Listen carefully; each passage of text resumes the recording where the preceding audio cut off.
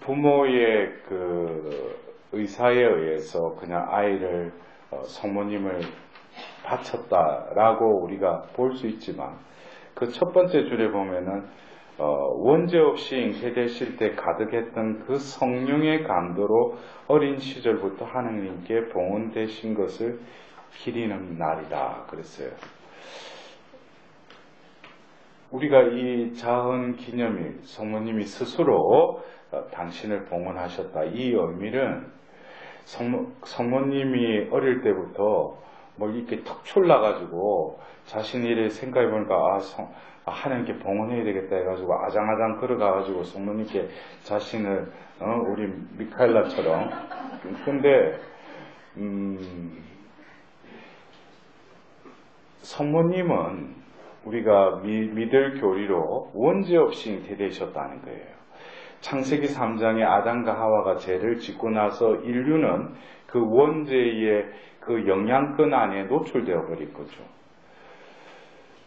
우리가 이 원죄의 흔적을 가지고 있는 우리들과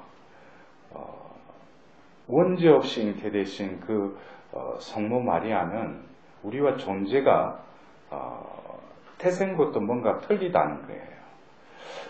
그래서 그 성모 연부 때도 보면은 가브리엘 대천사가 성모님께 인사할 때 첫 마디가 은총이 가득하니여 그랬어요. 우리도 똑같이 하나님의 은총을 부어주시지만 우리는 가득히 받을 수가 없어요. 또 가득히 머무르지 못해요. 왜냐? 원죄 때문에. 그 은총이 우리 안에서 머무르기보다는 내 욕망과 욕정이 결국 뭐예요? 그 은총을 빗나가는 거죠.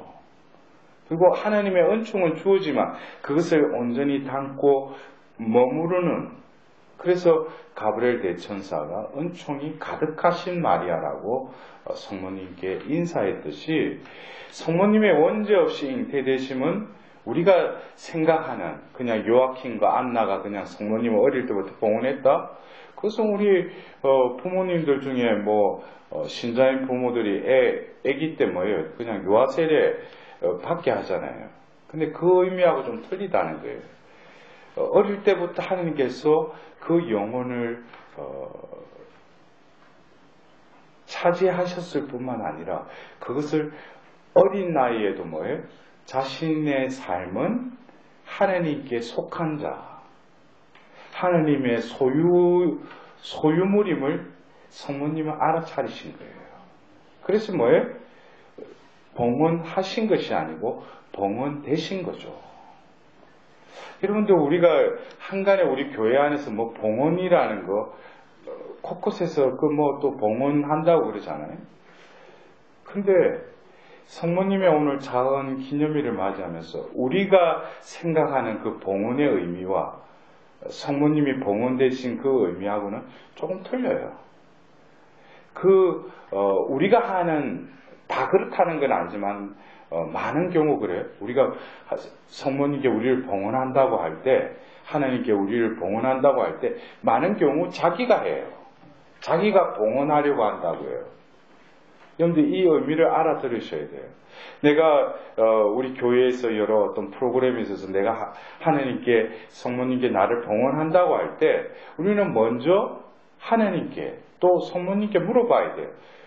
나를 봉헌되기를 원하시는지 그 때가 되었는지를 그냥 어디 가가지고 뭐 프로그램 시작한 데가 이번에 한 봉헌 그거 해야 되겠다. 그거는 엄밀히 따지면은 봉헌은 그 대상이 하나님이셔요. 하나님이 나를 봉헌되기를 원하실 때 그 때를 알아차리고 내가 봉헌의 마음이 생기고 그 봉헌을 할 때 결국 뭐예요? 내가 봉헌하는 것이 아니고 봉헌되는 것이죠.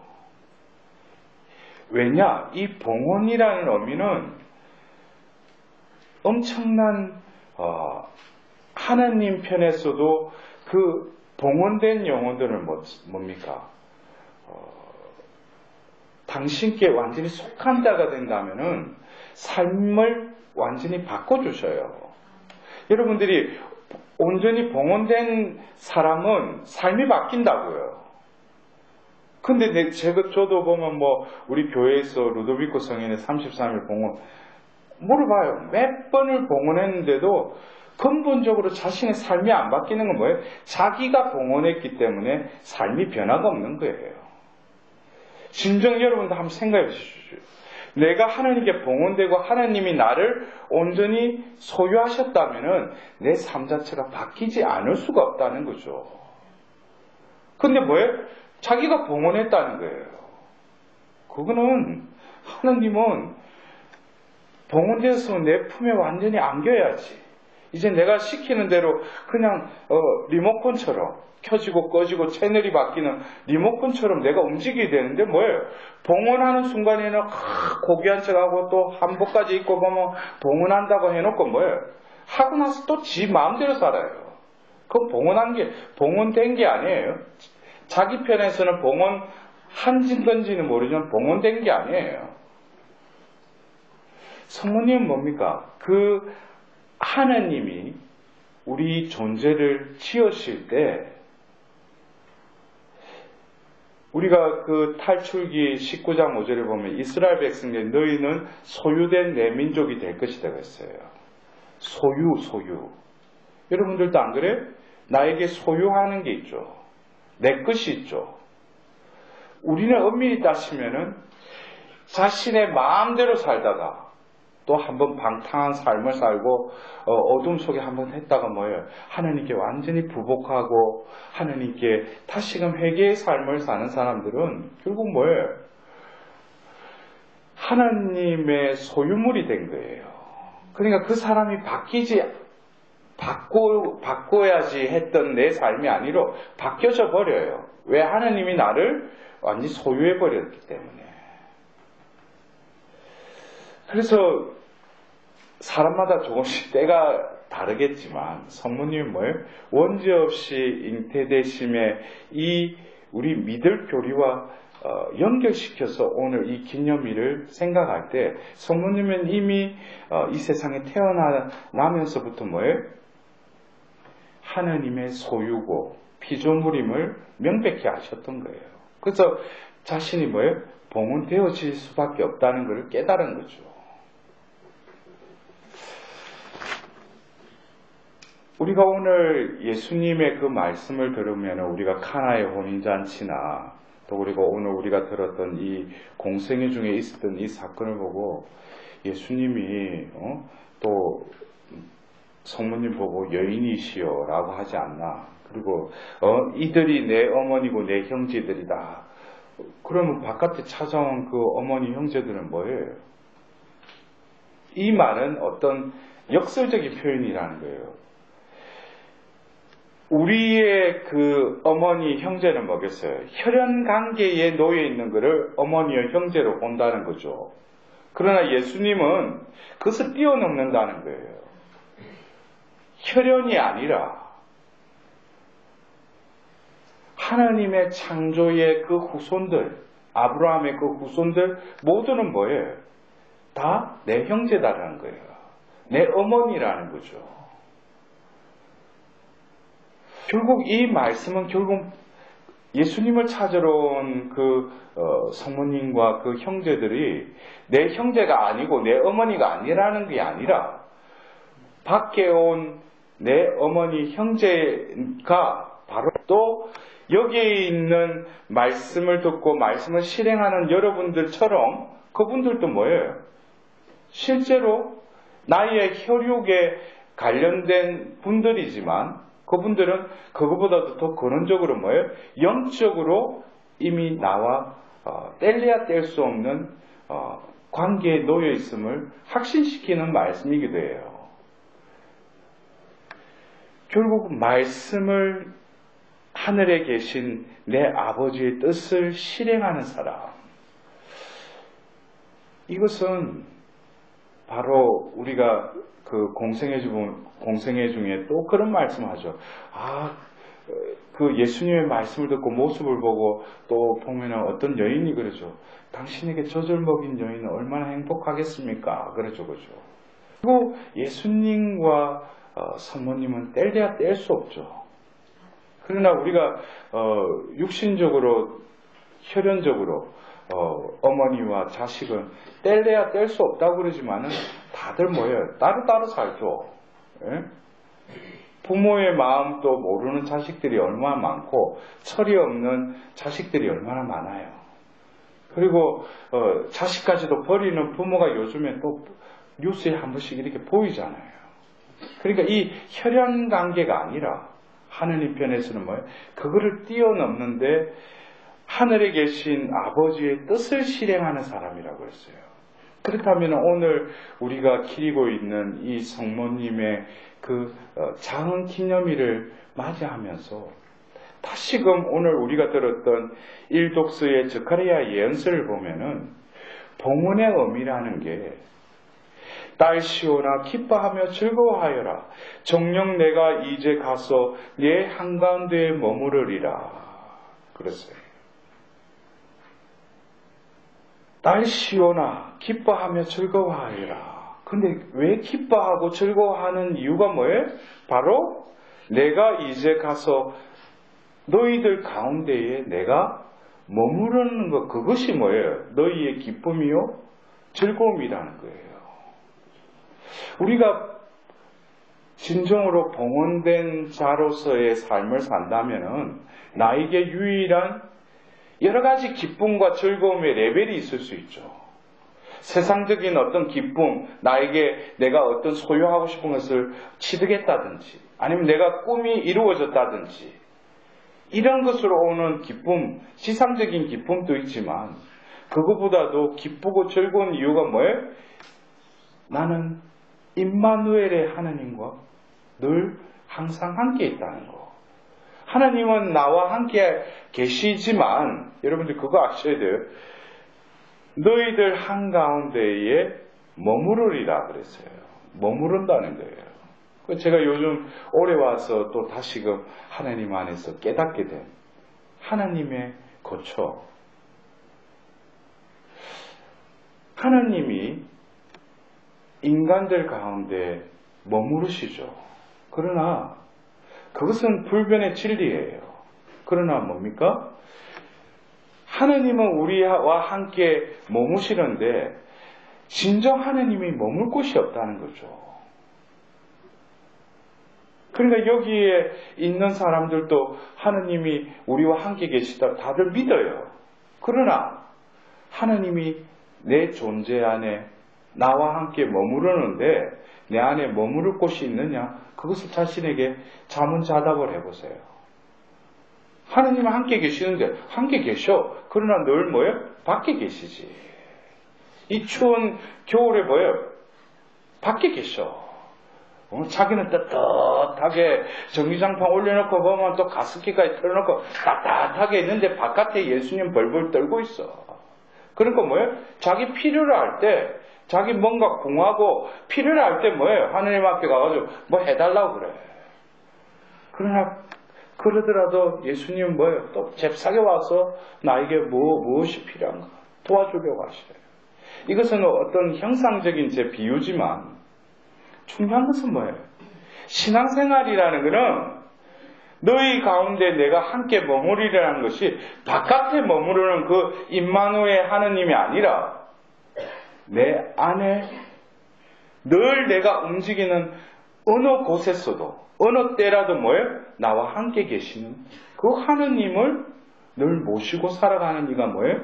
진정한 기쁨과 즐거움을 느끼는 이가 뭐예요?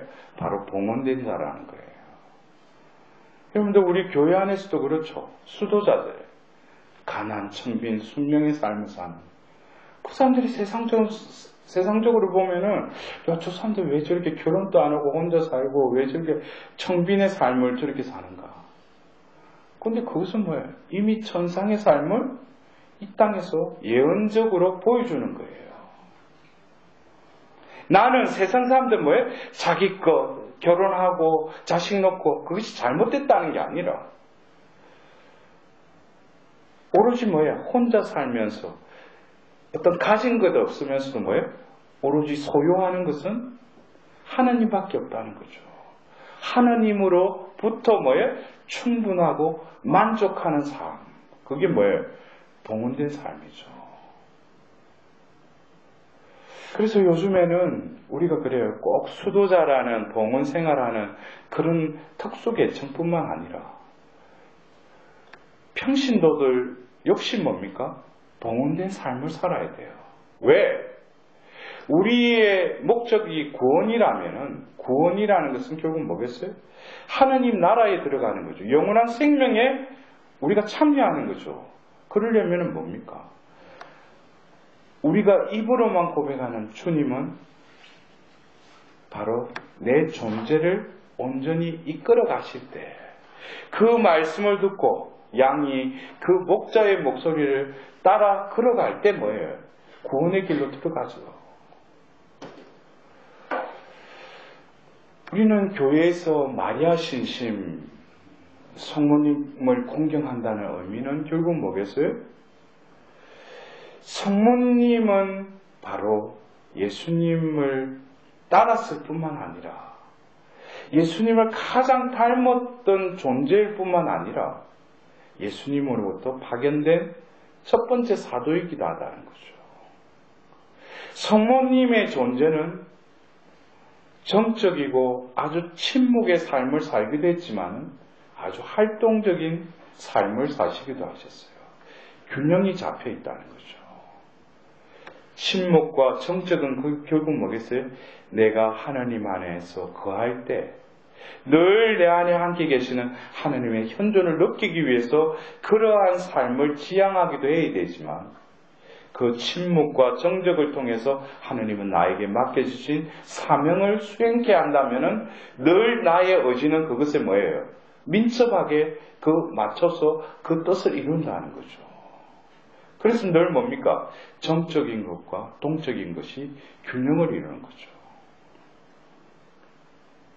하나님께서 자유자재로 그의 영혼을 이끌어가는 그 영혼. 그럴 때 우리는 오늘 하답송을 통해서 성모님이 노래하신 그 마니피캇을 우리는 매일매일 밤에 저녁 기도 때 우리가 성물도의 그 마지막 부분에 마니피캇을 엎듯이 내 영혼이 주님을 찬송하며 하면서 뭐예요?